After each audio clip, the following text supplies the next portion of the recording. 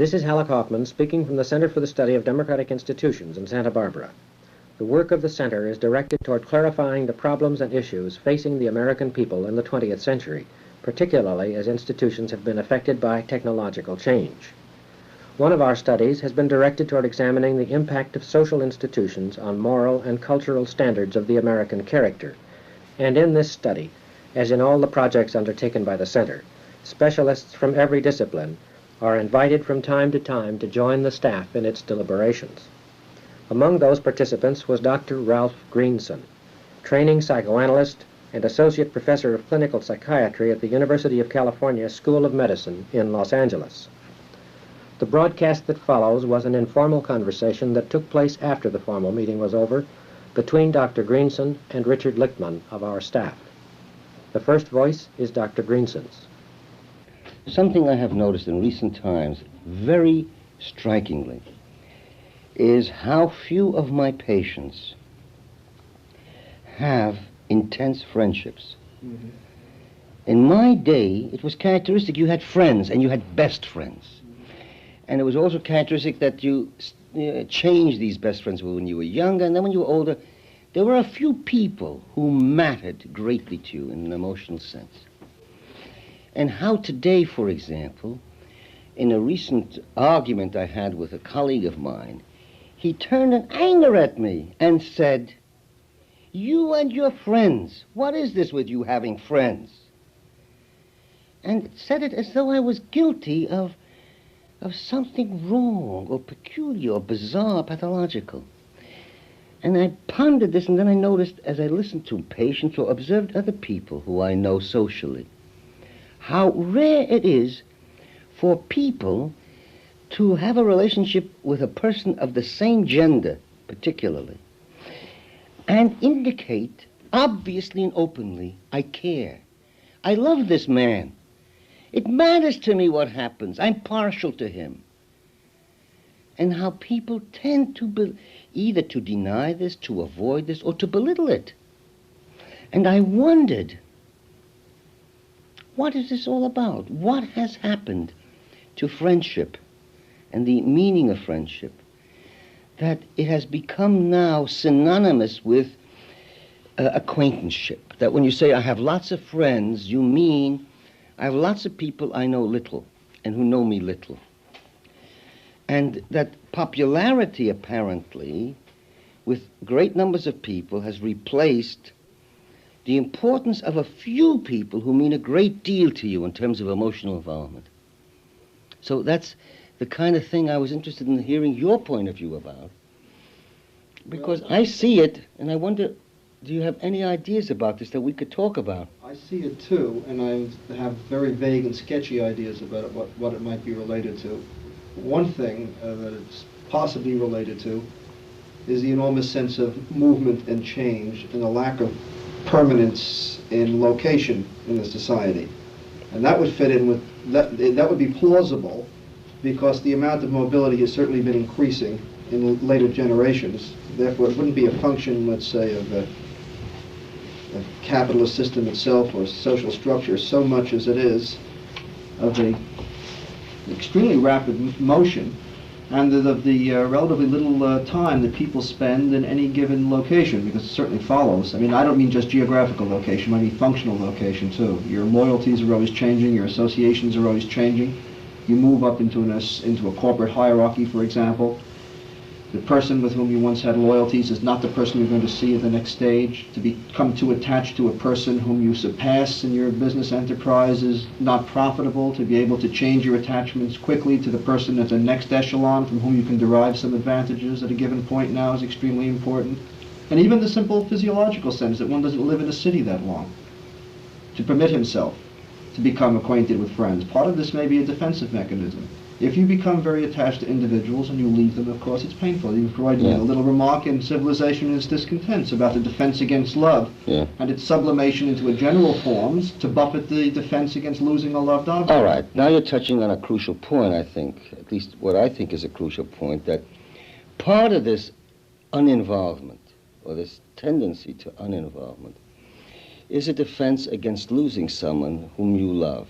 It's therefore you don't invest so much emotion. because you're afraid of losing, which now ties up with many different things. One of them is the dread of grieving, and how grief is still one of the emotional reactions that we are ill-prepared to endure. In other words, we don't feel loving is worth it because grieving is so painful, and our society makes poor preparation for us to grieve.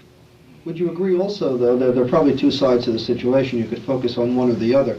You could focus on the distinctively psychological phenomenon of grief, or you could focus on the changes that make the grief more likely. That is, there may be more objective reason to think that you're going to lose friends in societies that's now constituted. True. The case. If you lived True. in a small New England town, for example, and spent your whole life there, And knew you were going to spend the your man life across there. the way was Yes. going to be there for 40 years. And you knew you had to deal with him, and you had to contend with him. And so you made all kinds of adaptations in order to do it. I agree. Then I just would throw in as another social theme, there's probably a hint here, Reisman and the notion of other-directedness, and the notion of taking the clue as to how one ought to behave, not, let's say, from the superego or the ideal of one's parent, understood as having been derived either from the gospel or some Christian tradition or such, but from the continuing shifts in society.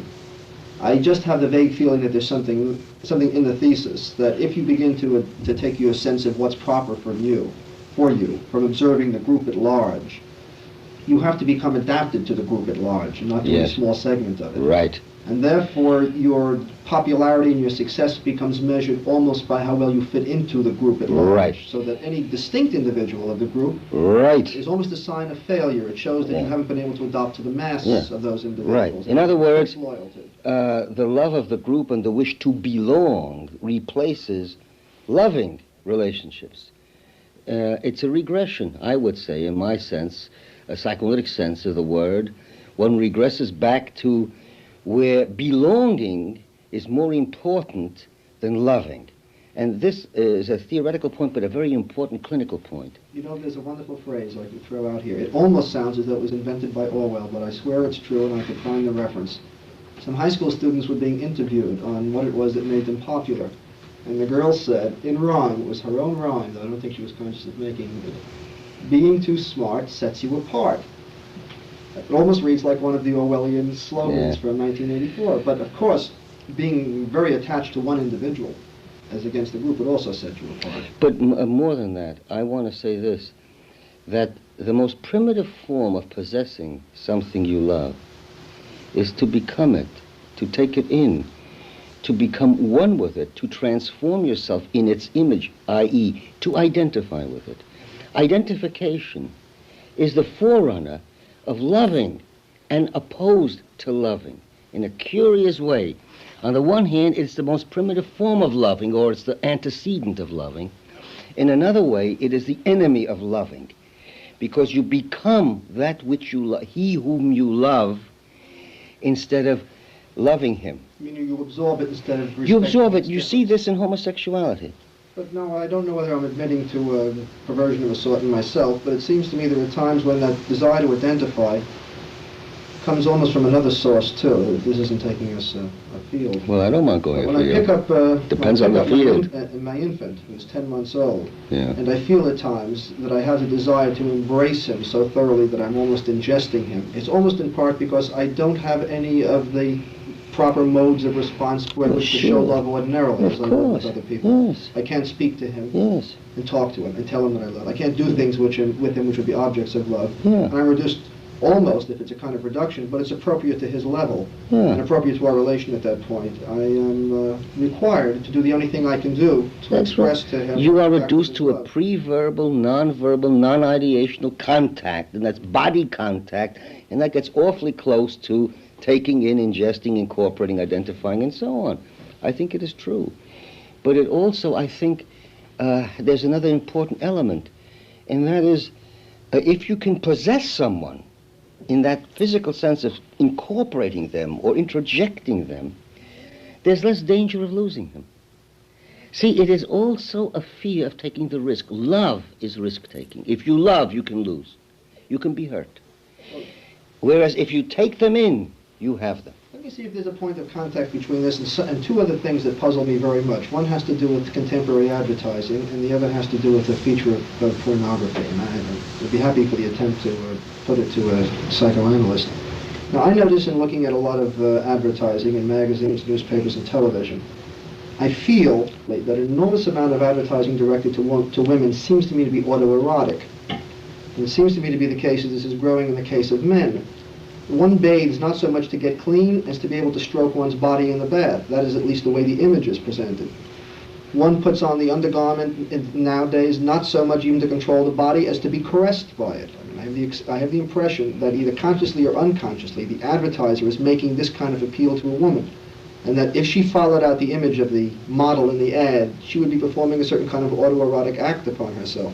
Mm-hmm. Now, I wonder whether that isn't finally the most secure form, if you want, most perhaps infantile and regressive, the most secure form of assuring love. If one loves oneself, finally, that presents, it seems, the least opportunity of losing both the lover and the loved object, because they're coincident in a single person. Yeah. Does that make any Oh, yes, sense? it makes very good sense. What you're saying, if I were to say this in psychoanalytic terms, would be to say that narcissism has a very important defensive function.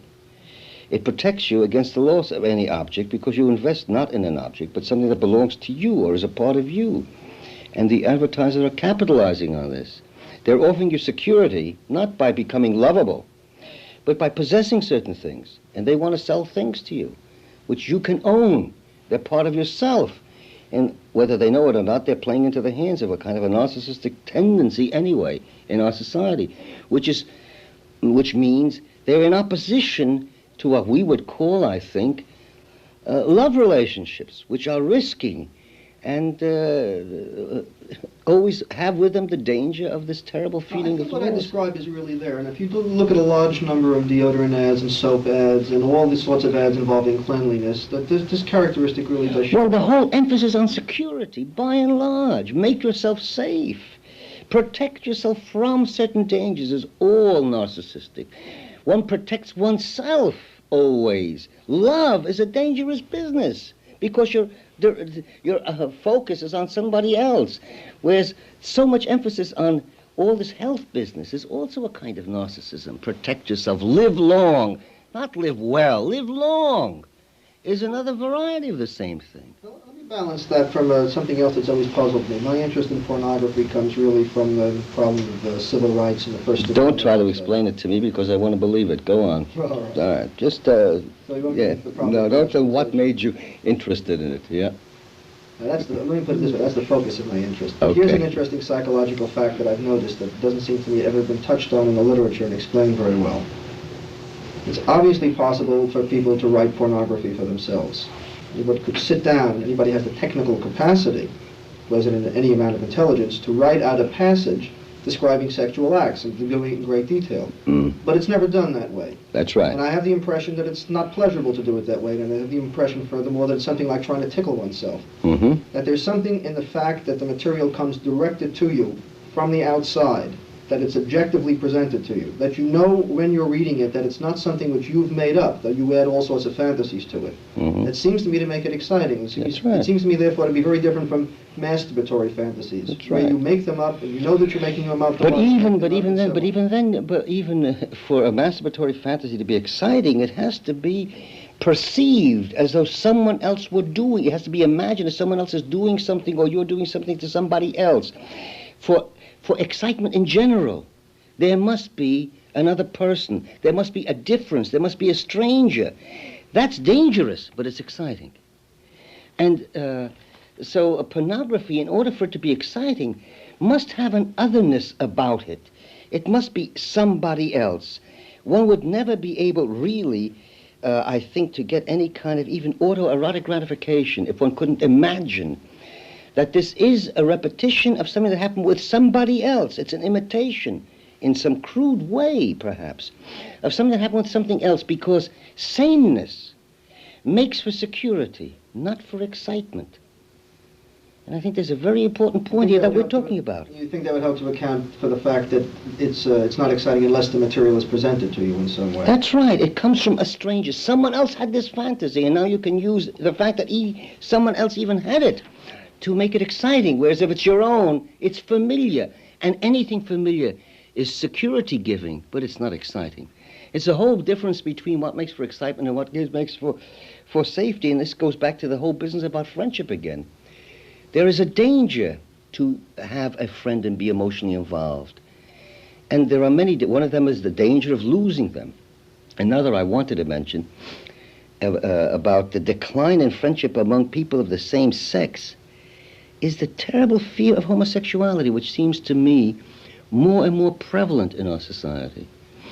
That there are all kinds of indications that the struggle against or the fear of anything homosexuality or the inability to discriminate between liking, loving, and being sexually involved with someone you care about plays an important role in why people tend to diminish love relationships with people of the same sex. Now, would it be reasonable to at least hypothesize that the fear of homosexuality tends to grow in a society as the security of masculine roles begins to fade? Or feminine roles. Well, they both fade at the same time. There's a blurring of the differences. It's not so clear anymore. Therefore, it pays to be more cautious than one would ordinarily be. Yeah, and then you see another development. Instead of friendships between individuals, you see attempts at friendships with couples. Couples try to become friendly with couples, but that's almost impossible for very interesting reasons. I don't know if you ever thought about how hard it is to become involved with another couple. Usually there's one person in the couple that you like. It's so rare to find... the one your wife doesn't like. Isn't it? Now, it's a striking business, but you see, if you have the security, I have my wife, and therefore I am a man, and she is a woman, and we know who we are, we know our genders. Now, in this situation, I dare to love another man or a woman. But isn't it curious how much harder it is to love as couples? couples? What we're saying is that the characteristics of manhood are not as clearly drawn as they once were. Yeah. It was clear at one time that a certain kind of aggressive behavior was masculine behavior, par excellence. Yeah. Now you begin to learn, and this may be an advance in the culture, that that kind of aggressiveness really ought not to define what it is to be a man. Right. That there are forms of culture and art, and dance, for example, which is a fine example of homosexual fear in our culture, which may very well be proper activities for a man, but are not permitted to be so. Then you've got to be extremely cautious about what you permit yourself to do with other men. Right. Because what you're saying to yourself, I suppose, is this may be the kind of gesture appropriate with a woman, I suppose. Yes, you see, what's happened, I think, is, well, there's so many things that have happened. Partly, there's been a sexual revolution in a way, and the role of the man as the person of the couple who was interested in sexuality and the wife who was passive, that's changed. In our society today, the women are much more active pursuing sexual satisfaction, I think, and men are much more passive about it. It's much harder to be a masculine figure in a society which is so dominated by these enormous industrial and scientific advances when we are all so relatively helpless before them. You know, in a world where the single man could be a heroic figure in some small way, it's terribly hard to be a heroic figure for a man today. And at the same time, women have more freedom to take over certain what we used to think were masculine activities. So it gets blurry. What does make the difference between a man and a woman anyway? And how sure are you to have achieved this masculine aim or a masculine position if you are working for an organization where all your life's work is not how competent you are, but how well you ingratiate yourself with the boss? Well, that's feminine, isn't it? Isn't that what it is? The organization man is not very much of a masculine figure. 100 years ago, when men had strong ties to other men, say industrial ties, union ties, when one went and got drunk on a given night with other men and sat in a bar or a tavern or so and slapped a fellow on the back and so on, it was possible to show a certain kind of affection at that time, I suppose. Yeah. Now, what's happened to the character of the affection now? I wanted to pick up your remark about the couples, which interests me, because another phenomenon which is curious is that I notice men are often capable of having, it seems, profounder friendships with women, seems to me, unless I just misread from myself, than they are with other men. And I wonder if there isn't in that some kind of competitive fear of the man who does compete with you in a way in a business way, in which at least a woman doesn't compete. Yes, but isn't there also the point that as long as there was this marked difference in the rights of men and women, and the lines were clearly drawn that the men could go to the bar and the women not. The men could drink and the women not. As that has changed, and there's been a greater equality, that you're depriving the men by this equality of their badge of distinction. And therefore they have to they are become more afraid of this, again, this blurring of the differences in the genders. So, and isn't this why then you can find men having friendships with women? Because there's no threat of homosexuality in this. At worst, it's only polygamous and promiscuous. And that's not so bad. You know, there is a far greater taboo and a greater stigma to being homosexual in our society than there is in being promiscuous. Yeah, well, because heterosexuality is a permitted form of sexual outlet, and turning it to what a man isn't. But then the whole teenage experience becomes interesting, because that seems to be about the last possible stage in one's growth at which certain attachments for a boy to other boys or girls to other girls are still permitted. However much they may have changed, it's still possible. Well, of course, homosexuality always carries less of a stigma for girls than it does for men, it seems, in this culture. So when a girl goes to a pajama party and sleeps with other girls, that's permissible, and that's always been permissible, just as a girl kissing another girl. But do you notice, in line with what you were saying, how the heroes, the idols of the teenagers is ambiguous in terms of gender? The Beatle, with his long hair and his ways and mannerisms, is not a decidedly masculine figure. And if you go down over the years, wasn't it always so that the idol, very often, I won't say always, was someone who was not particularly masculine? Look at Rudy Vallée, look at Frank Sinatra. In those days, Sinatra has changed from this fragile man who clung to the microphone. He's a tough guy now. But in those days, isn't it interesting to see the kind of curious bisexuality of these figures? What really interests me even more is why it's the case that the idol has always been a man to a teenage girl rather than a woman to a teenage boy. I can think of almost no woman singer who ever had the mass appeal of a masculine popular singer for girls. And the same thing goes on today. It was Elvis Presley first. There's no comparable girl singer who excites men or teenage boys to that extent. And there's no group of women who will excite teenage boys. And if you look at an audience of teenagers following any of these rock and roll people, or whatever the musical term is these days, I don't think you'll find the same kind of excitement on the part of boys as you'll see on the part of girls. But isn't that due to the fact that, by and large, it is characteristic for girls and women to have heroes all the time? The men they love become heroes. But isn't it possible, too, that boys are granted more outlets, let's say, of a masturbatory kind, which they're generally expected, and whatever the culture may say with one voice, every boy understands that other boys do it, and it's a permitted kind of behavior, and he fantasies along private lines.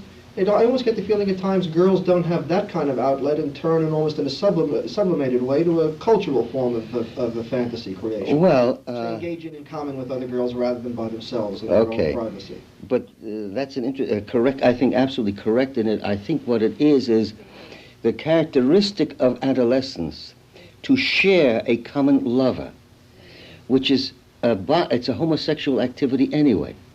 We love the same person. That's true for both men and women, the sharing of it.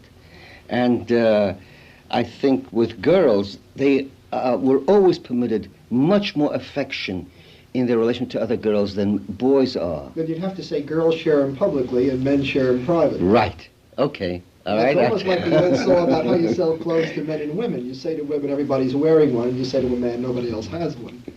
There must be some tie there. It's the other way around. I beg your pardon. Now, how is it supposed to be? A woman, you have to say, nobody has such a dress. Right. She's got the unique thing. And a man, you say, come on, what are you worried about? Everyone's wearing it, for God's sakes. Yes. But then the trends in dressing and lovers run differently. Yeah. But that's a form of protection for a girl, isn't it, too? That is, that the loving in a group just prevents you from really taking seriously the possibility that you would love this person individually and he'd love you in return. Well, it is it's a testing period. Yeah, it's also, however, a derivative of the fact that, you see, she has a much harder time in making a transition to loving anyway to a heterosexual object, because she started out loving the mother, and she's got to make that tremendous step that the boy never makes. The boy starts out loving women, and if he's lucky, ends up loving women. And the girl has to go from loving her mother to loving a heterosexual object. She's got a much harder road to pursue. And she needs all kinds of transitional things to make it possible, including sharing a love object with a whole flock of other girls. They all scream and swoon about the same guy.